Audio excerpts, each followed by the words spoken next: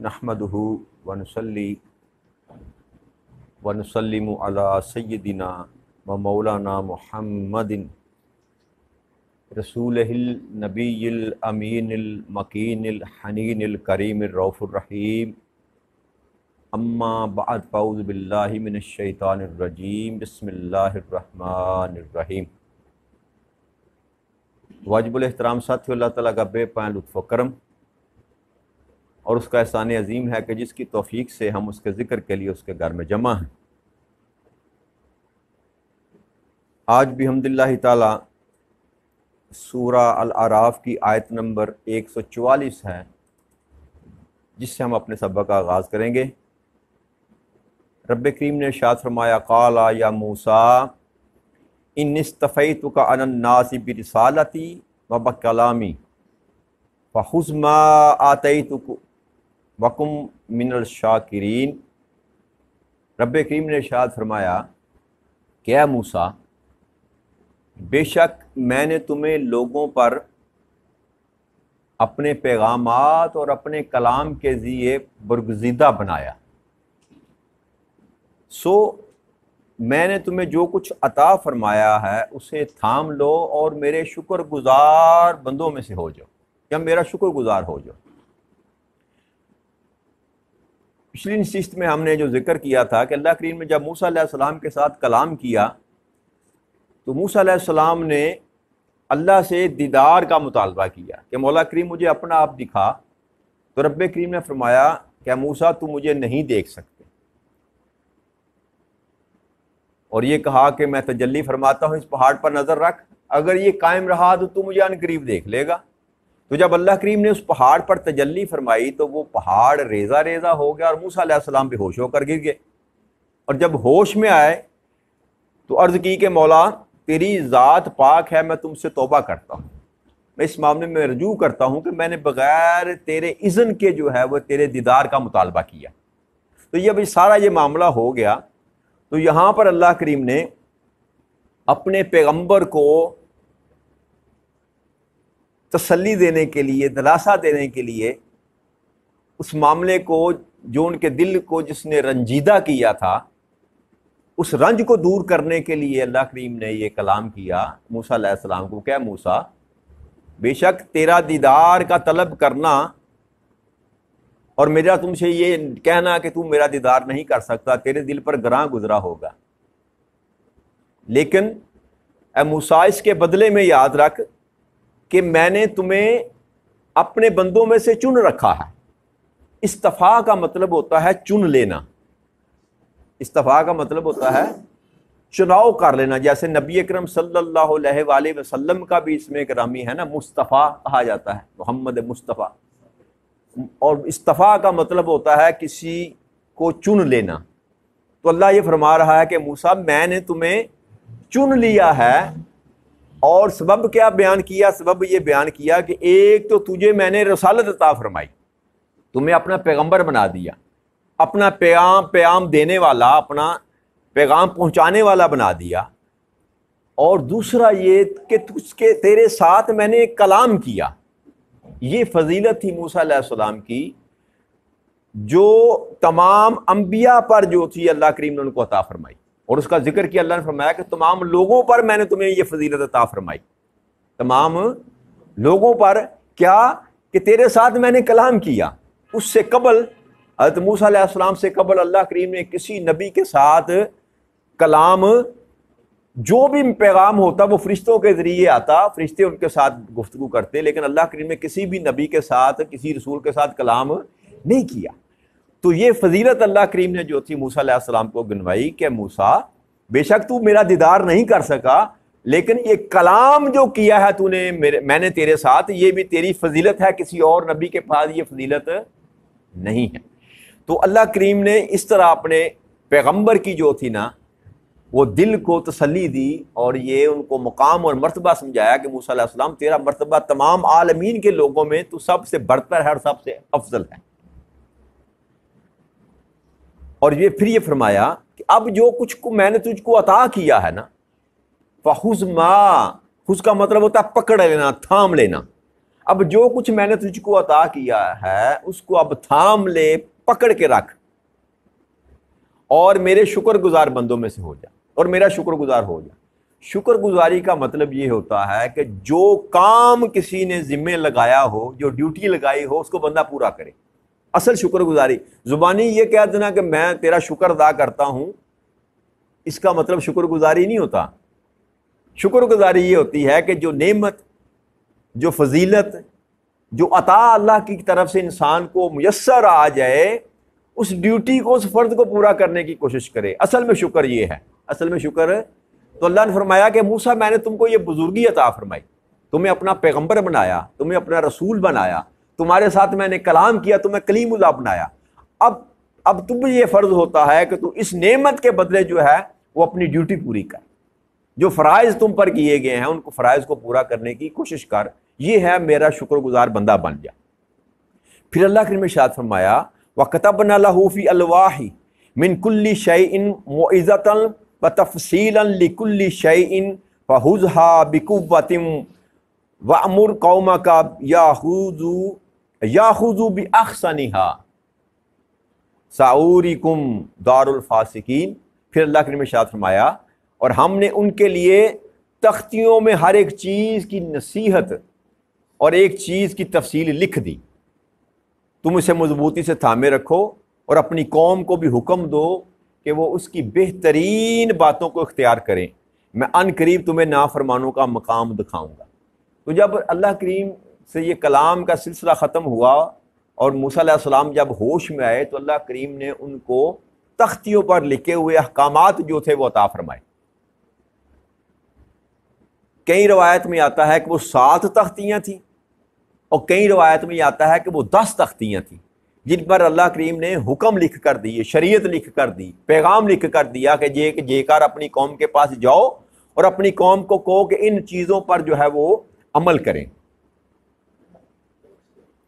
حضرت ابن عباس رضی اللہ تعالیٰ فرماتے ہیں کہ اللہ تعالیٰ نے جو موسیٰ علیہ السلام کو تورات عطا فرمائی نا، جو کتاب عطا فرمائی، جو تختیاں عطا فرمائی، وہ زمرد کی بنی ہوئی تختیاں تھیں۔ زمرد کی بنی ہوئی 7 تختیاں تھیں جن پر سونے کے حروف کے ساتھ اللہ کریم نے لکھا ہوا تھا۔ اور ایک روایت میں یہ بھی آتا ہے کہ وہ جو کلام لکھا گیا وہ رب کریم نے اپنے ہاتھ مبارک سے لکھا۔ ان زمرد کی تختیوں پر جو کلام لکھا اللہ کریم نے وہ اپنے ہاتھوں سے لکھا۔ اور ایک روایت میں یہ آتا ہے کہ 3 کام ایسے ہیں جو اللہ کریم نے اپنے دست قدرت سے کیا، یعنی کہ اپنے ہاتھ سے، ذاتی ہاتھ سے کی۔ اللہ تو ہر چیز سے ویسے پاک ہے۔ ایک کام یہ کہ اللہ کریم نے ایک پودا لگایا جنت میں جس کو ساور کہتے ہیں، اور ایک آدم علیہ السلام کو پیدا فرمایا، اور تیسرا یہ جو تورات لکھی اللہ کریم نے یہ اپنے ہاتھ دست مبارک سے لکھی۔ اور تورات کا جیسے میں نے آپ کو بتایا کہ اس کے متعلق روایت میں یہ آتا ہے کہ یہ 7 تختیاں تھیں یا 10 تختیاں تھیں، اور اس پر اللہ کریم نے تفصیل کے ساتھ اللہ نے فرمایا کہ ہر ایک چیز کی نصیحت تفصیل کے ساتھ میں نے لکھ دی۔ اور یہ شریعت کے احکامات یہ جو اللہ کریم نے موسیٰ علیہ السلام کے ذریعے ان کی قوم کو دیے، اور یہ حکم دیا کہ اب ان کو تھام لو اور اپنی قوم کو جا کر حکم دو کہ ان کی بہترین باتوں پر جو ہے وہ عمل کریں۔ تو اس میں 2 چیزیں ہیں۔ ایک یہ چیز کہ اللہ نے فرمایا کہ ہر چیز کی تفصیل لکھ دی، کہ جو بھی کچھ اللہ نے بیان فرمایا تفصیل کے ساتھ بیان فرمایا۔ اب یاد رکھیے گا کہ ہمارے پاس جو قرآن کریم ہے نا، اس قرآن کریم میں اللہ کریم نے جتنے بھی احکامات کا ذکر کیا وہ اجمالاً ذکر کیا، ان کی تفصیل آپ کو قرآن کریم میں میسر نہیں آئے گی۔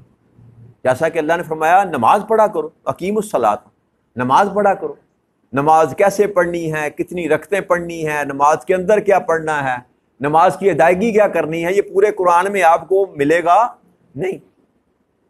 تو اجمالاً ذکر کیا، زکوٰۃ دیا کرو، کتنی دینی ہے، کیسے دینی ہے، اس کا بھی کہیں آپ کو قرآن کریم میں ذکر، تو اجمالاً اللہ کریم نے ذکر کیا۔ اور یہ جو ترتیب اور طریقہ جو تھا نبی اکرم صلی اللہ علیہ وسلم کی سنت سے ہمیں ملتا، احادیث مبارکہ سے ملتا ہے، لیکن بنی اسرائیل کے ساتھ یہ معاملہ نہ تھا۔ بنی اسرائیل کو جو بھی احکامات اللہ کریم نے دیے وہ تفصیل کے ساتھ کتاب میں لکھ کر دیے. اس لیے موسیٰ علیہ السلام کی سنت اور حدیث آپ کو میسر نہیں. جو کچھ تھا تورات میں لکھا ہوا تھا. نماز اگر پڑھنی ہے تو اس کی تفصیل بھی لکھی ہوئی تھی. اگر زکوٰۃ کا حکم تھا تو اس کی تفصیل بھی لکھی ہوئی تھی. اور سارا کچھ رب کریم نے تفصیل کے ساتھ موسیٰ علیہ السلام کو وہ کتاب دی اور کہا کہ اپنی قوم کو جا کر یہ دو. اور پھر یہ دوسری بات جو اللہ کریم نے یہاں پر فرمائی کہ ایک تو میرے ان احکامات کو مضبوطی سے تھامے رکھو. مضبوطی سے تھامے رکھنے سے مراد یہ ہے کہ جو کچھ میں نے تم کو دیا اس پر منوان عمل کرو. جو کچھ لکھا ہے اس کے مطابق اپنی زندگی بسر کرنے کی کوشش کرو. یہ اللہ کے احکامات کو مضبوطی سے تھامنا.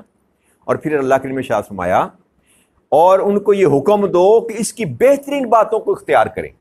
اس کی بہترین باتوں کو اختیار کریں. تو ویسے تو تورات کا جو بھی حکم تھا وہ بہترین ہی تھا کیونکہ کلام اللہ کا تھا. لیکن جب اللہ کریم نے خاص طور پر کہا نا یہ بہترین بات, تو اس میں یہ ایک احتمال پایا جاتا ہے کہ کیا کم بہتر باتیں بھی تورات میں موجود تھیں. کم بہتر باتیں بھی تورات میں موجود تھی. تو اس کا جواب ہے کہ نہیں, ہر بات ہی تورات میں بہترین تھی. یہ کلام کا ایک انداز ہے. جیسے بندہ کہتا ہے نا کہ یار اس کے پاس سب کچھ ہے. عام بندہ کہتا ہے یار اللہ کا دیا اس کے پاس سب کچھ ہے, تو اس کا مطلب یہ نہیں ہوتا کہ ہر چیز اس کے پاس ہے. ایک کلام کا ایک انداز ہوتا ہے. اسی طرح اللہ نے فرمایا کہ بہترین باتوں کو اختیار کریں.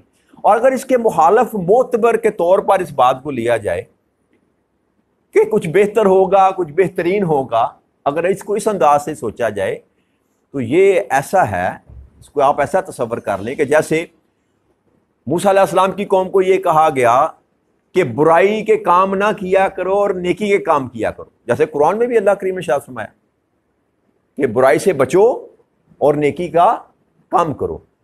اب نیکی کا کام کرنا جو ہے اس سے بہتر ہے برائی سے بچنا. اس سے دونوں حکم علیحدہ علیحدہ دیکھیں گے تو دونوں بہتر ہیں. دونوں حکم یعنی کہ برائی سے بچنا بھی بہتر ہے اور نیکی اختیار کرنا یا اچھے کام کرنا یہ بھی بہتر ہے.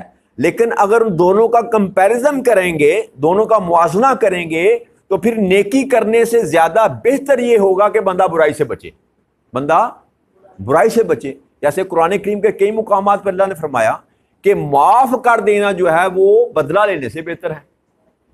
اگر کسی نے آپ کے ساتھ زیادتی کی تو بدلہ لینے سے بہتر کیا ہے؟ معاف کر دینا.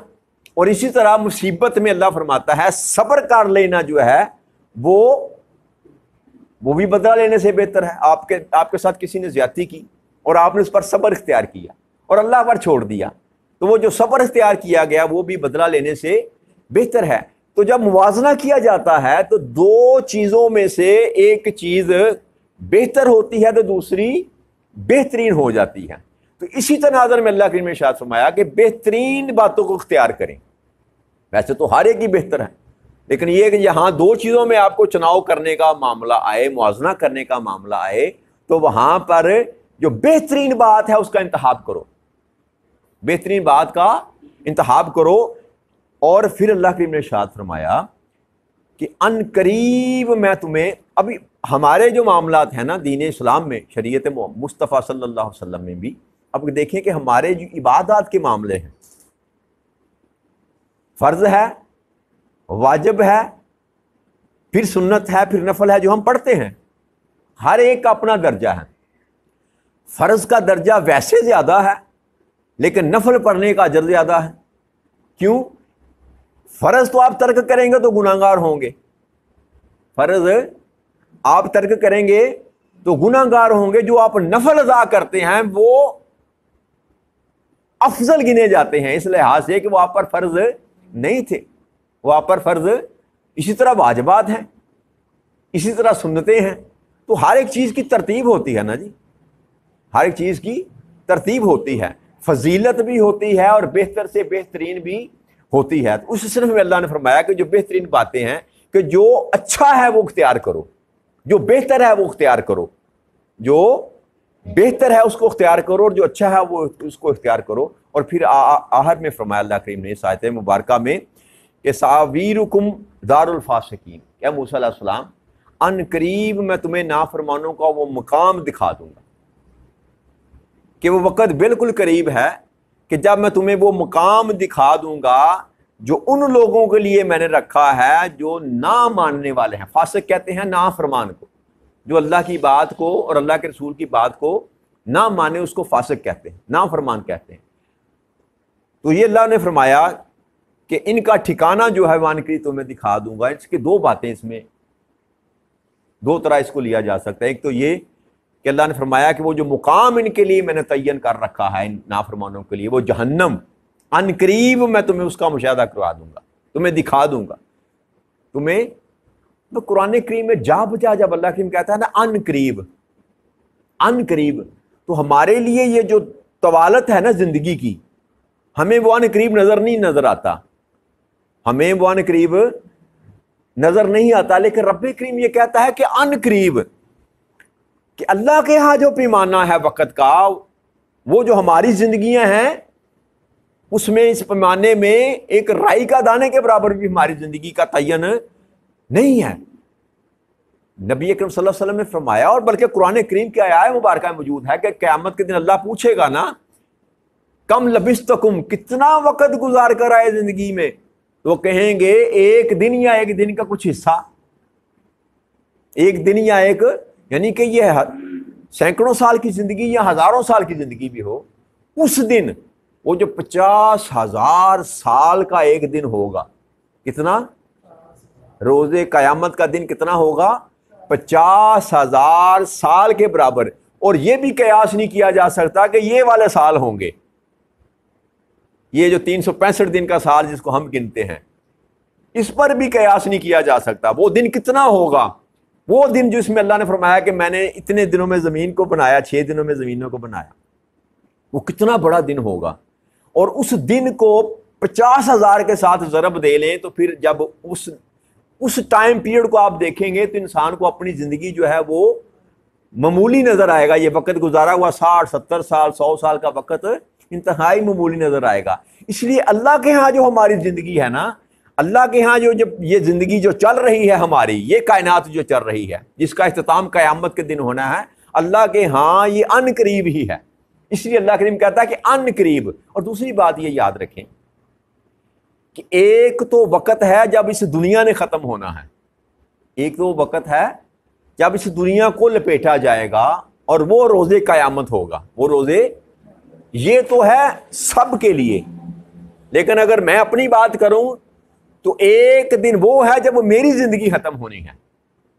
میری کائنات تو ساری اس وقت تک ہی ہے جب تک میری سانس بحال ہے، میں سانس لے رہا ہوں۔ جیسے ہی میری سانس ختم ہوگی تو میری کائنات تو ختم ہوگی۔ تو اگر اس پیرائے سے دیکھا جائے تو یہ مجھ سے خطاب جب اللہ کریم کر رہا ہے کہ ان قریب، تو ان قریب کا مطلب یہ ہے کہ یہ چند دنوں کی تیری زندگی ہے، جب یہ ختم ہو جائے گی تو تمہیں میں سب کچھ دکھا دوں گا، تمہیں میں سب کچھ۔ اس لیے اللہ کے ہاں جب یہ گفتگو اللہ جب کرتا ہے ان قریب کہتا ہے، اور یہ کہتا ہے کہ وقت قریب آنے والا ہے، بہت جلد تم دیکھ لو گے، تو یہ وجہ ہے کہ اصل میں جو زندگی ہماری ہے جو ہمیں طویل نظر آتی ہے، یہ انتہائی مختصر زندگی ہے۔ تو اللہ نے فرمایا کہ اے موسیٰ ان قریب میں تمہیں دکھا دوں گا کہ یہ جو لوگ ہیں جو نافرمان ہیں، جو تیری بات نہیں مانتے، جو میری بات نہیں مانتے، ان کا ٹھکانہ میں ان قریب تمہیں دکھا دوں گا۔ اور ان کا ٹھکانہ کیا ہے؟ ان کا ٹھکانہ وہ جلتی ہوئی آگ ہے جس کو اللہ کریم نے جہنم کہا۔ تو اس گڑھے میں اللہ کریم ان لوگوں کو پھینکے گا جو لوگ اللہ اور اللہ کے رسول کے نافرمانی کرتے ہیں۔ تو آج کی بات یہیں پر ختم کریں گے، اس سے آگے اللہ کریم نے چاہا تو کل گفتگو کریں گے۔ وما علینا الا البلاغ المبین۔ السلام علیکم ورحمۃ اللہ وبرکاتہ۔